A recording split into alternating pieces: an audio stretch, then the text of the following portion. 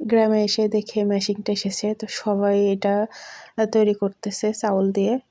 তো আমার মাবু বলল যে আমাদের বাসায় একটা বাবু আছে ছোট, মানে মানুষ আমাদের বাসার মানুষ সবাই খেলে ওরও তো একটু খাইতে ইচ্ছা করবে, ছোট মানুষ মানে আশেপাশে মানুষ খাইলে তারাও দেখেও তো খেতে ইচ্ছা করবে। তাই আমার মা বলল ঠিক আছে অল্প একটু করে নিয়ে এসো। তো 500 মতো চাল দিছিল, তো আমি এটা করে নিয়ে এসেছিলাম। তো এটার নাম জানি না।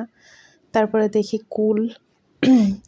আমার কুল দেখলে মাথা কাজ করে না, আর আমাদের বিশেষ করে আমাদের গাছের কুল এটা হচ্ছে একটু টক কম, এই গাছের কুল প্রচুর কুল আছে।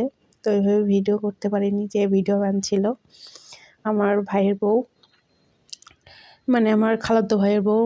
আমরা সবাই গেছিলাম একসাথেই বলা যায় প্রায়, মানে আমার ভাই বিদেশ চলে যাবে তাই আর কি সবাই একসাথে হওয়া।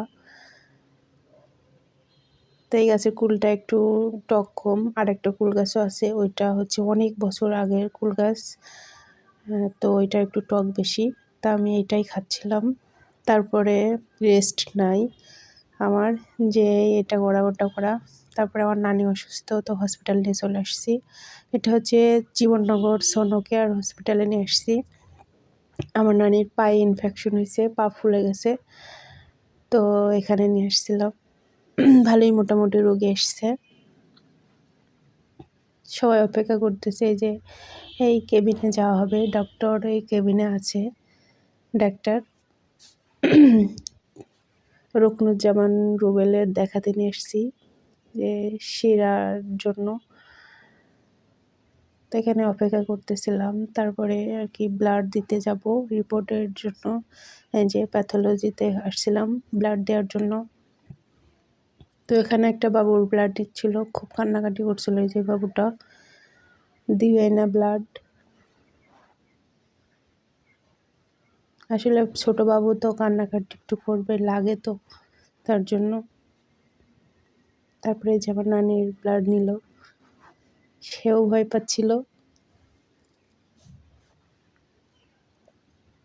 তারপরে দিয়ে চলে আসছি, এই যে বসে রয়েছি, অপেক্ষা করছি কখন বের হবে।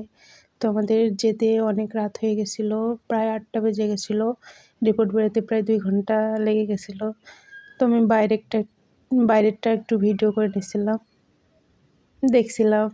আসলে অনেক দিন আসা হয়নি জীবননগরে, এভাবে আসছি, এইদিকে ওইভাবে আসা হয়নি। তো চারিপাশটা দেখছিলাম।